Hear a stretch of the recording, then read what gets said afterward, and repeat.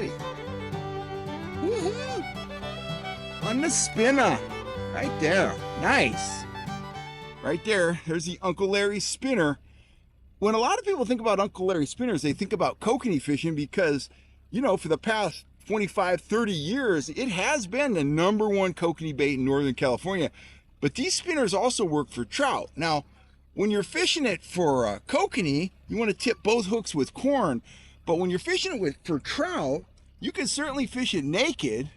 But I prefer to tip it with nightcrawler and use plenty of scent on it. Get a lot of flash, a lot of vibration, and when the fish come in, they get some real meat. So it's your 2-hook kokanee rigging right there. Just kind of let that swing down there for a second. You can grab a nightcrawler. Doesn't matter which end of the crawler you use. So just take a crawler. You can get about an inch. So just break him off just like that. It really sucks to be a worm. It's horrible. Then take your spinner. Take that upper hook, or the hook that's, you know, closest to your rod tip.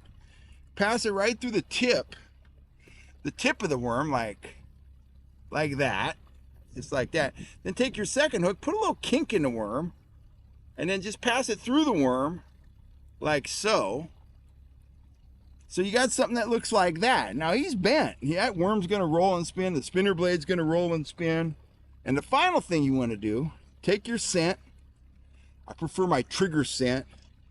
It's a combination of anise and fish oil, and trout absolutely love it, as do kokanee. Take that, put it on the beads, just like that. Put some on the crawler too. Coat those beads with the gel. Trout comes near that. It's fish on, baby. Simple as that. Uncle Larry spinner for trout.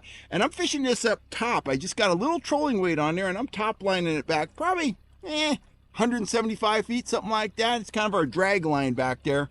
And just produced the last 2 bites. Uncle Larry spinners. They're great for trout. They're even better for kokanee. But what is it that sets Uncle Larry spinners apart? What makes them so special? Right here we have a wedding ring spinner right here. Just standard wedding ring. It's got an orange and white blade. It's got the bead body right there. It's got the little wedding ring disc on it. What's the difference between that and one of these Uncle Larry spinners right here?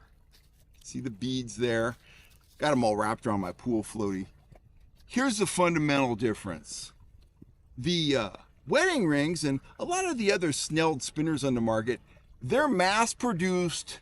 They use fairly low quality plastic beads. And Uncle Larry spinners, they use premium coated blades for the paint ones, UV coated blades. That makes a difference in terms of on the water performance. They also have real metal plate.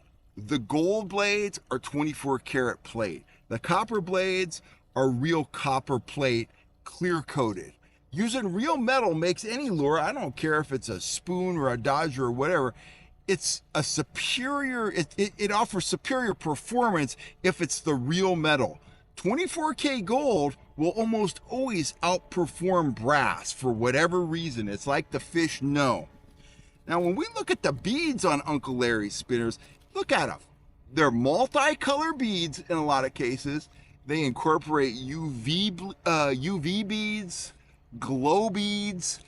The design of the bead patterns is very well thought out. Now for trout, that's not as important as it is for kokanee. If you're a kokanee fisherman, you know how fickle kokanee can be.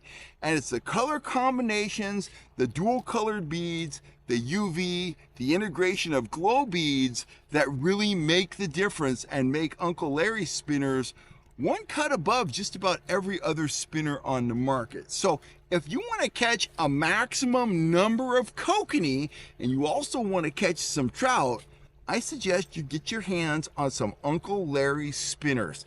These spinners have a long, storied history.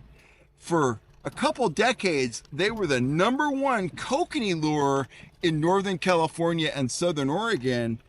And guess what? I'm going to bring this brand back because they're just as effective today as they were 20 years ago. The cool kids, they've kind of moved on, but I'll tell you what, the kokanee haven't changed, the trout haven't changed. You got to ask yourself this question. Do you want to be trendy? Do you want to be one of the trendy cool kids? Or do you want to be the guy that consistently comes back to the dock with limits of big fish? If you want limits, if you want on the water performance, you want to get your hand on some Uncle Larry spinners and you'll be yelling fish on. You can thank me for that advice later. Go over to catchamerica.com, stock up on Uncle Larry's spinners for the upcoming kokanee season, and you're going to get your fish on. Bright colored units early in the morning when the lake goes glassy and you lose that bite. You want some copper blades, you want some gold blades, you want some more subtle stuff. A lot of guys think when that first 2 hours of intense activity ends that the kokanee bite's over for the day. That's not true. Get some subtler spinners on there, maybe lose the dodge draw altogether, run a naked spinner, and you'll be surprised how many fish you can catch at high noon when the water is glassy calm and everybody else has left the lake. I'm Kel Kellogg. Thanks for all the support, and I'll catch you next time right here on YouTube.